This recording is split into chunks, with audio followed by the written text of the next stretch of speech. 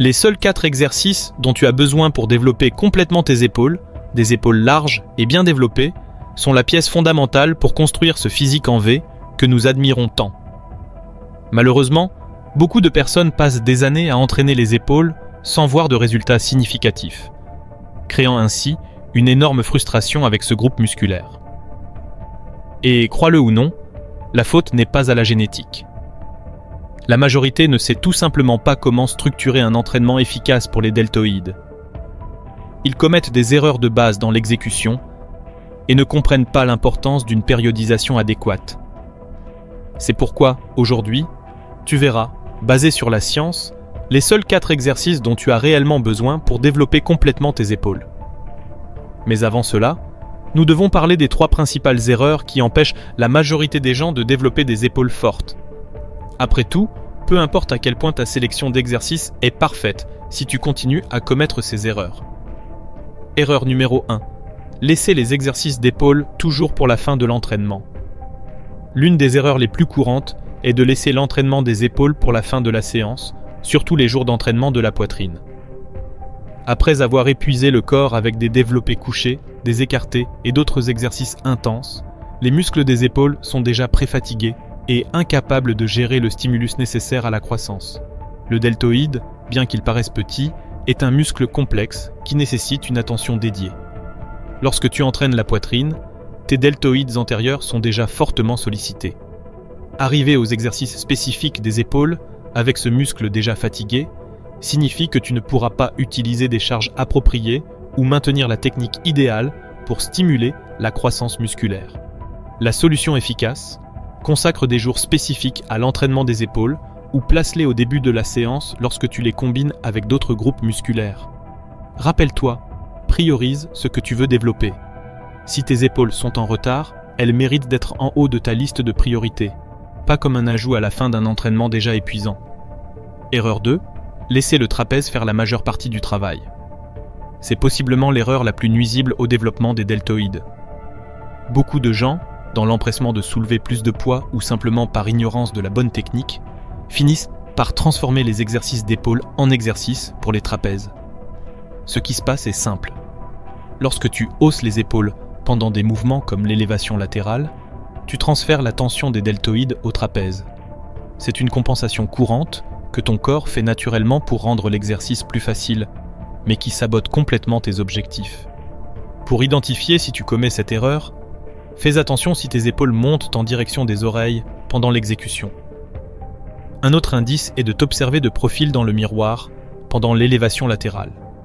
Garde toujours les épaules vers le bas et en arrière pendant tout le mouvement. Concentre-toi sur la sensation de travail du deltoïde. Laisse ton ego de côté et accepte qu'utiliser moins de poids avec une technique parfaite produira des résultats infiniment supérieurs à long terme. Erreur 3. Ne pas travailler les 3 faisceaux du deltoïde. Le deltoïde n'est pas un muscle unique, mais composé de 3 portions distinctes. Le deltoïde antérieur situé à l'avant de l'épaule, le deltoïde latéral situé sur le côté de l'épaule et le deltoïde postérieur situé à l'arrière de l'épaule. Chacune de ces portions doit être entraînée adéquatement pour créer cet aspect tridimensionnel qui caractérise des épaules bien développées. Le problème, c'est que la majorité des gens se concentrent excessivement sur la partie antérieure et négligent ou effectuent trop peu de mouvements pour les 2 autres portions.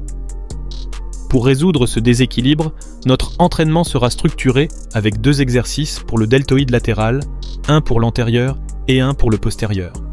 Pourquoi cette distribution ? Parce que le deltoïde latéral est le principal responsable de cette apparence d'épaule large qui crée le physique en V tant convoité. De plus, le deltoïde antérieur reçoit déjà beaucoup de stimulus pendant les entraînements de poitrine, tandis que le postérieur est partiellement sollicité dans les exercices pour le dos. Cela ne signifie pas que nous pouvons les ignorer, mais cela justifie l'accent supplémentaire sur le deltoïde latéral. Maintenant oui, passons aux 4 exercices essentiels qui formeront la base de ton nouvel entraînement transformateur. Exercice 1. Élévation latérale à la poulie. L'élévation latérale à la poulie est possiblement l'exercice le plus efficace pour le développement du deltoïde latéral. Contrairement à la version avec haltère, la poulie fournit une tension constante tout au long de l'amplitude du mouvement, ce qui est crucial pour l'hypertrophie musculaire. Ce qui rend cet exercice si spécial, c'est le vecteur de force.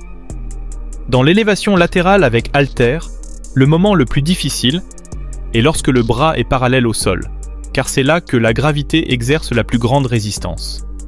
Avec la poulie, la résistance reste constante sur toute l'amplitude et, selon le positionnement, tu peux même intensifier la tension dans les points normalement plus faibles du mouvement. Pour exécuter correctement, positionne-toi à côté de la machine à poulie avec la poulie ajustée à la hauteur de la taille ou un peu plus bas. Saisis la poignée avec la main opposée au côté où se trouve la machine. Si tu es à droite de la machine, utilise la main gauche. Recule légèrement pour créer une tension initiale dans le câble. Garde une légère flexion au coude qui devra rester constante pendant tout le mouvement.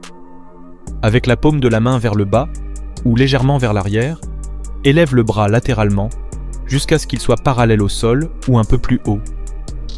Concentre-toi sur l'utilisation exclusive de la force du deltoïde en gardant les trapèzes détendus.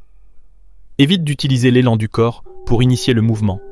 Ne hausse pas les épaules et contrôle la phase excentrique du mouvement.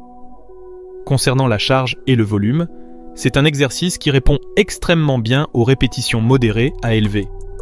Je recommande 3 séries de 12 à 15 répétitions avec un focus total sur la contraction du deltoïde et le maintien de la tension constante.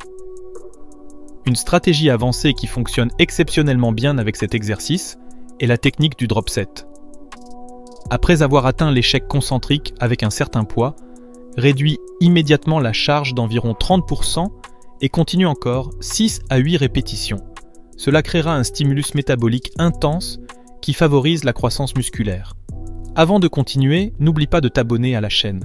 Avoir un accès constant à des informations basées sur la science est ce qui te permettra de progresser sainement à long terme dans le monde du culturisme. Exercice 2. Développer haltère devant. Le développé haltère devant est l'un des exercices les plus efficaces pour le deltoïde antérieur, offrant des avantages significatifs par rapport à la version avec barre. En utilisant des haltères, tu permets une rotation plus naturelle des poignets pendant le mouvement, réduisant le stress sur les articulations de l'épaule et maximisant l'activation musculaire. La biomécanique de cet exercice est fascinante. Lorsque tu pousses les haltères vers le haut devant le corps, le deltoïde antérieur travaille comme moteur principal du mouvement, surtout durant la première moitié de l'amplitude. C'est exactement pour cela que nous devons prêter une attention particulière à l'exécution, afin de garantir que le stimulus reste sur le deltoïde tout au long du mouvement. Pour exécuter correctement, commence par t'asseoir sur un banc avec un dossier vertical. Saisis un haltère dans chaque main, à hauteur d'épaule, avec les paumes tournées vers l'avant. Garde le tronc contracté et les épaules vers le bas et en arrière. Inspire et, en expirant, pousse les haltères vers le haut dans un mouvement légèrement arqué. Arrête le mouvement lorsque tes bras sont presque tendus, mais ne verrouille jamais les coudes. C'est un détail crucial qui différencie l'exécution correcte de l'incorrecte. Lorsque tu tends complètement les bras, la responsabilité de soutenir le poids est partiellement transférée au triceps, réduisant momentanément l'activation du deltoïde antérieur. Garde toujours une légère flexion des coudes au point le plus haut pour maintenir la tension constante sur le muscle cible. Tu dois également éviter 4 autres erreurs courantes. Cambrer excessivement le dos pour aider le mouvement, trop ouvrir les coudes, garde-les à 45 degrés par rapport au tronc, cogner les haltères en haut du mouvement, et enfin, descendre les haltères trop rapidement, perdant ainsi le contrôle de la phase excentrique. Concernant le volume et l'intensité, cet exercice fonctionne mieux dans la plage de 8 à 12 répétitions. Je recommande 3 séries utilisant un poids permettant de maintenir une technique parfaite tout en défiant les muscles. Exercice 3. Écarté inversé à la machine. Les écartés inversés à la machine sont un exercice exceptionnel pour le développement du deltoïde postérieur, une zone fréquemment négligée qui est pourtant cruciale pour créer des épaules complètes et équilibrées. En plus de contribuer à l'esthétique, un deltoïde postérieur bien développé améliore significativement la posture et réduit le risque de blessures à l'épaule. L'avantage de la machine par rapport aux versions avec poulie ou haltère réside dans la stabilité qu'elle procure, permettant de se concentrer exclusivement sur la contraction du deltoïde postérieur, sans se soucier de l'équilibre ou de la stabilisation. Cela est particulièrement précieux pour les débutants ou pour les personnes ayant du mal à sentir ce muscle travailler. Les écartés inversés à la machine offrent également des bénéfices au-delà de l'hypertrophie. Ils aident à corriger les déséquilibres posturaux courants causés par de longues heures en position assise ou par une attention excessive aux exercices de poussée. Un deltoïde postérieur fort contribue à des épaules plus saines et réduit considérablement le risque de syndrome d'impingement et d'autres blessures courantes. Pour ceux qui ont des problèmes de mobilité dans les épaules, la position permet un mouvement confortable, même pour les personnes ayant un historique d'inconfort avec d'autres exercices pour les deltoïdes. Pour une exécution correcte, assieds-toi sur la machine à écarter avec la poitrine contre le support et ajuste le banc de manière à ce que les poignets soient alignés avec tes épaules. Saisis les poignets avec les bras tendus devant toi. Garde une légère flexion au niveau des coudes, qui devra rester constante tout au long de l'exercice. Tire les poignets vers l'arrière et vers l'extérieur, en créant un mouvement d'ouverture des bras. Reviens de manière contrôlée à la position initiale. Le point le plus important dans l'exécution de cet exercice est de s'assurer que la force provient exclusivement du deltoïde postérieur. Il est extrêmement courant de voir des personnes utiliser les trapèzes et les rhomboïdes comme moteurs principaux, ce qui réduit considérablement l'efficacité du mouvement pour le développement des deltoïdes. Pour garantir une activation correcte, concentre-toi sur le maintien des épaules vers le bas et pense au mouvement comme si tu essayais d'éloigner les coudes vers les côtés et pas seulement de tirer vers l'arrière. Les erreurs courantes à éviter incluent hausser les épaules en laissant le trapèze prendre le mouvement, fléchir les coudes pendant l'exercice pour compenser avec les biceps, ne pas rétracter complètement les omoplates au point de contraction et revenir trop rapidement à la position initiale. En ce qui concerne le volume, comme nous ne ferons qu'un seul exercice pour cette partie, je recommande 4 séries de 10 à 15 répétitions. De plus, le deltoïde postérieur, tout comme le latéral, est composé principalement de fibres à contraction lente, répondant mieux à des volumes modérés à élevés, avec un contrôle parfait. Exercice 4. Élévation latérale avec haltère. Tu ne pensais tout de même pas que j'allais abandonner le classique, n'est-ce pas? Bien qu'il s'agisse d'un exercice apparemment simple, de petits détails dans l'exécution peuvent faire une énorme différence dans les résultats obtenus. Ce qui rend l'élévation latérale avec haltère particulièrement précieuse, c'est la liberté de mouvement qu'elle offre. Tu peux ajuster subtilement l'angle, la rotation du poignet et la trajectoire pour trouver la position qui maximise l'activation de ton deltoïde latéral spécifique. Pour une exécution correcte, tiens-toi debout, les pieds à la largeur des épaules, une haltère dans chaque main.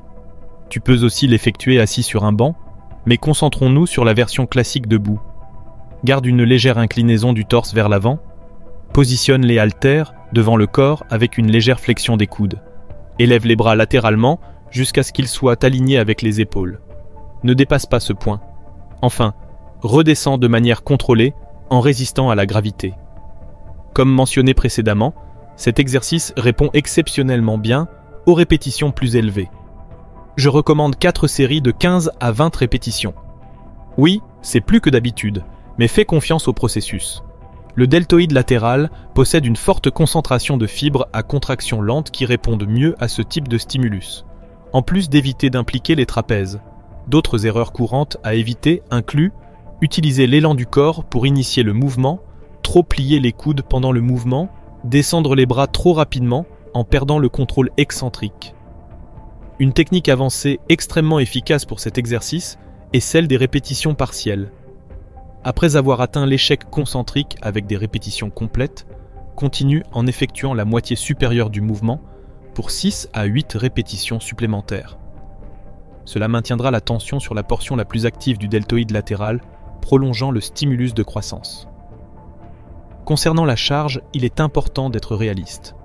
L'élévation latérale n'est pas un exercice pour impressionner avec de lourdes charges.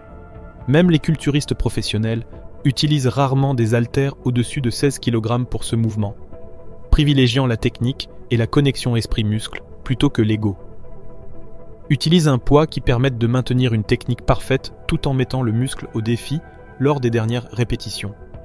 Pour maximiser les résultats, expérimente différentes variations du temps sous tension. Par exemple, élève le poids pendant 1 seconde, maintiens-le en haut pendant 2 secondes et redescends en 3 secondes. Si tu peux le faire face à un miroir, c'est encore mieux. Cela permet de surveiller non seulement la hauteur des bras, mais aussi de garantir que tu ne compenses pas avec les trapèzes. Le soulèvement des épaules est subtil et souvent imperceptible sans ce retour visuel.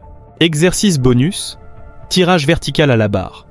Pour ceux qui ont du mal à exécuter correctement l'élévation latérale avec haltère, le tirage vertical à la barre est une excellente alternative. Cet exercice recrute fortement le deltoïde latéral tout en offrant une mécanique plus intuitive pour de nombreuses personnes. Nous utiliserons la barre EZ car elle procure une prise plus confortable pour les poignets comparée à la barre droite traditionnelle, réduisant le stress sur les articulations. De plus, le mouvement vertical est plus facile à conceptualiser pour les débutants, ce qui facilite le maintien d'une technique correcte. Pour une exécution correcte, saisis la barre avec les mains à peu près à la largeur des épaules, en utilisant la courbure de la barre pour une position confortable des poignets. Garde la barre devant le corps avec les bras tendus. Tire la barre verticalement, en imaginant donner un coup de coude vers le haut. Continue à tirer jusqu'à ce que la barre soit proche du menton ou à hauteur de la poitrine. Redescends de manière contrôlée à la position initiale. Il est important de noter que cet exercice recrute partiellement les trapèzes, ce qui peut être vu comme un avantage pour ceux qui cherchent un développement plus complet de la partie supérieure du corps. Cependant, pour se concentrer davantage sur les deltoïdes, focalise-toi sur le mouvement mené par les coudes, pas par les mains, et garde-les toujours plus haut que les poignets. Pour le volume et l'intensité, je recommande 3 séries de 10 à 12 répétitions avec une charge plus élevée. Parlons maintenant brièvement de la progression et du volume d'entraînement. Les épaules ne sont pas des muscles aussi petits que beaucoup le pensent. En réalité, les 3 faisceaux du deltoïde forment ensemble un groupe musculaire considérable qui nécessite un volume d'entraînement adéquat pour se développer pleinement. C'est pourquoi il est crucial de ne pas sous-estimer le volume hebdomadaire nécessaire pour stimuler une croissance optimale. Sur la base des recherches les plus récentes sur l'hypertrophie, je recommande environ 15 séries hebdomadaires dédiées aux épaules. Cela peut être réparti sur 1 ou 2 entraînements par semaine, selon ta routine et tes préférences. Une approche efficace consiste à faire une séance complète pour les épaules et à répéter 1 ou 2 des exercices un autre jour de la semaine. Par exemple, tu pourrais faire, le jour 1, les 4 exercices principaux. Puis, après 3 jours, seulement l'élévation latérale à la poulie. Cette répartition garantit un volume suffisant tout en permettant une récupération adéquate entre les séances. Pour ceux qui ont des difficultés spécifiques à développer le deltoïde antérieur ou postérieur, n'hésite pas à ajouter un exercice supplémentaire pour la portion problématique. Pour le deltoïde antérieur, l'élévation frontale est un excellent ajout, tandis que pour le postérieur, le fast-pull à la corde offre un stimulus complémentaire précieux. Souviens-toi que la progression est fondamentale. Augmente progressivement la charge lorsque tu arrives à compléter confortablement le nombre cible de répétitions avec une technique parfaite. Si ce contenu t'a plu et que tu veux aussi découvrir un entraînement complet pour les pectoraux, une vidéo s'affiche maintenant à l'écran où nous en parlons exclusivement. Et comme tu peux t'en douter, toujours basée sur la science. Ne manque pas ça.